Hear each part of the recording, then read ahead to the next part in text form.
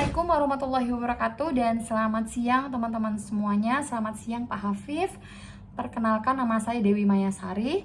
Insya Allah hari ini saya akan mempresentasikan kepada teman-teman semuanya mengenai kepedulian Rasulullah Shallallahu Alaihi Wasallam dalam dunia pendidikan. Nah teman-teman, seperti yang kita ketahui bahwasannya Rasulullah Shallallahu Alaihi Wasallam adalah seorang pembelajar dan beliau juga seorang guru peradaban. Ada kutipan dari salah seorang yang bernama Alphonse de Lamartine, Paris 1854. Beliau mengatakan bahwasannya dengan memperhatikan semua ukuran standar kehebatan manusia, kita bisa bertanya, apakah ada orang yang lebih hebat dari dia? Dia adalah seorang filsuf, seorang orator, seorang rasul, seorang penentu hukum, pemimpin tentara, negosiator ulung. Beliau seorang pendiri lebih dari 20 wilayah negara yang berasaskan agama. Siapa beliau? Beliau adalah Nabi Muhammad SAW. Meski beliau itu tumbuh di kalangan yang minim praktek, minim baca tulis, Rasulullah SAW adalah pembelajar yang cepat. Beliau belajar dari pasar, beliau belajar dari teman-teman, beliau belajar dari peristiwa, kemudian beliau belajar dari perjalanan selama berdagang, dan beliau juga belajar dari alam dengan bimbingan khusus dari Allah Subhanahu wa Ta'ala melalui malaikat Jibril.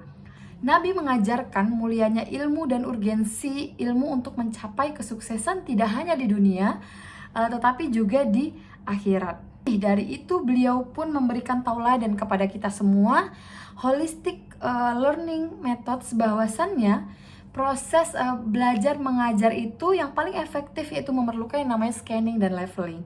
Kemudian belajar dengan menggunakan teknik storytelling. Kemudian ada pendekatan melalui metode analogi dan case study. Jadi dari sini Rasulullah SAW menegaskan bahwasannya ilmu adalah warisan para nabi.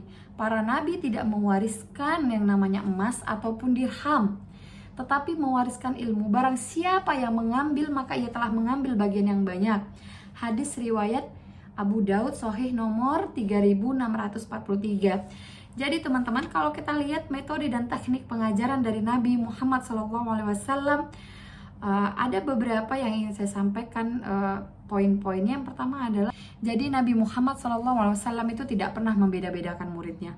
Kemudian Rasul selalu berceramah singkat setelah sholat dengan cara mengklarifikasi sesuatu atau mengkomentari yang lainnya. Kemudian ada metode Nabi Muhammad mengkritik perilaku tapi bukan orangnya. Beliau tidak pernah berkata kasar, tidak pernah menyakiti hati siapapun. Jadi fokus ke sifatnya saja, bukan pelakunya. Kemudian beliau selalu menggunakan metode storytelling seperti yang sudah saya sampaikan tadi. Kemudian ada metode pengamatan dan koreksi. Jadi sebelum beliau mengajar, maka beliau akan mengamati terlebih dahulu. Gitu. Kemudian ada metode dengan cara dualisme, atau Nabi tidak banyak mengeluarkan perintah dan larangan sekaligus, jadi bertahap. Juga mengajarkan dengan mengajukan beberapa pertanyaan untuk mengetes pemahaman para didikannya. Kemudian Nabi memberikan penghargaan dan apresiasi perilaku positif.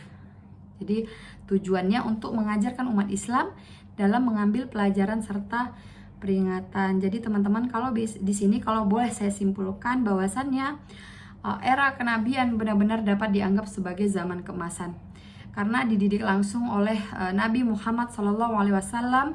Beliau mendidik dan memberdayakan para sahabat dengan menyentuh dan mengubah kehidupan mereka.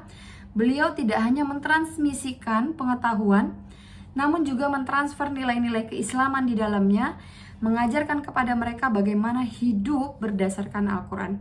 Baik teman-teman, hanya itu aja presentasi dari saya. Lebih dan kurang saya mohon maaf. Assalamualaikum warahmatullahi wabarakatuh.